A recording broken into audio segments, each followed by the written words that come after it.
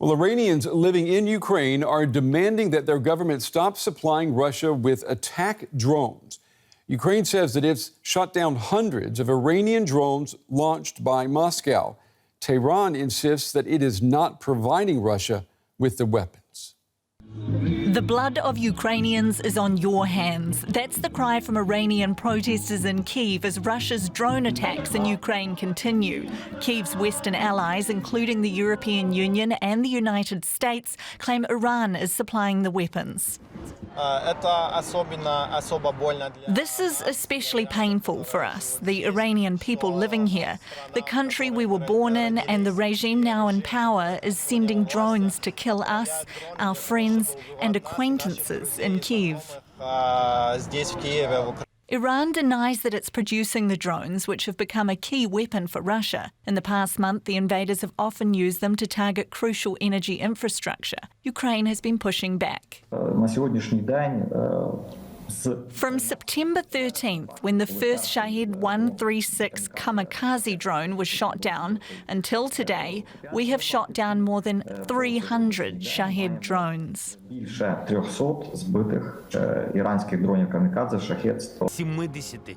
Standing alongside one of the downed weapons, President Volodymyr Zelensky says 30 drones were sent by Russia in 2 days, with defence forces shooting 23 of them down. The Ukrainian government has given Iran a formal demand to stop supplying the drones to Russia.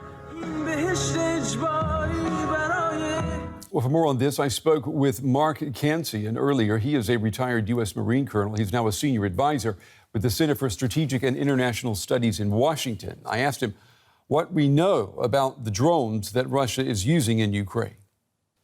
Well, the most plentiful drone seems to be this Shahed 136. It's really like a cruise missile. It is a kamikaze drone. It's fired once. It's guided by GPS. It has a pretty long range, but it flies low and slow, so it's very vulnerable. That's why the Ukrainians have been able to shoot so many down.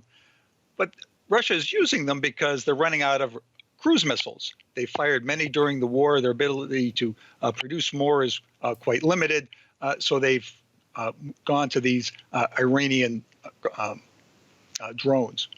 And how can we be sure that it is Iran that is providing these drones? Well, remember, when a drone or a cruise missile explodes, it doesn't disappear. The wreckage is still at the site of the explosion, and there are lots of pictures online showing wreckage from these drones. And you can see that they match the kinds of drones that Iran has fielded. Iran has not hidden these drones. They've showcased them. They're very proud of their drone program. So you can see what they produce, and then you can see the wreckage. It's clearly the same weapon. And if this is true, then obviously we've got Iran violating the arms export embargo that the West has imposed upon it. But what does this tell us about Russia, the fact that Russia is turning to Iran for weapons? Well, Russia is hard up for munitions. Ukraine is getting them from the United States and NATO, but Russia doesn't have a very good source.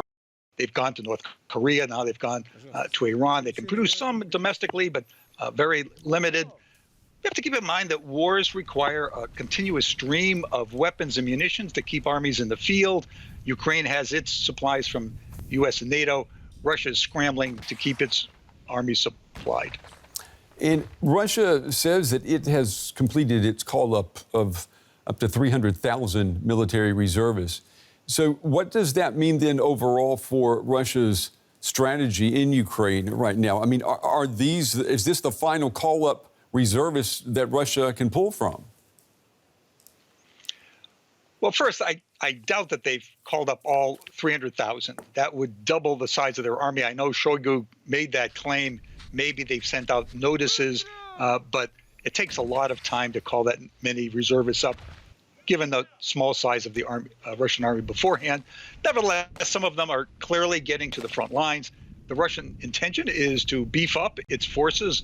They've taken a lot of casualties. Many units were ground down and way under strength. Bringing in these additional personnel will bring these units up to strength. Their strategy is not to go back on the offensive. They're not trying to regain the initiative. But what they will try to do is to hang on to what they have, prevent any further Ukrainian advances, and extend the war into the winter. Their hope is that the Europeans will crack under cold weather, inflation, recession, high energy prices, and that the European populations will demand a ceasefire that would help Russia in the long term. Mark Hansen with the Center for Strategic and International Studies. Mr. Hansen, we appreciate your time and your insights tonight. Thank you. Thanks for having me on the show.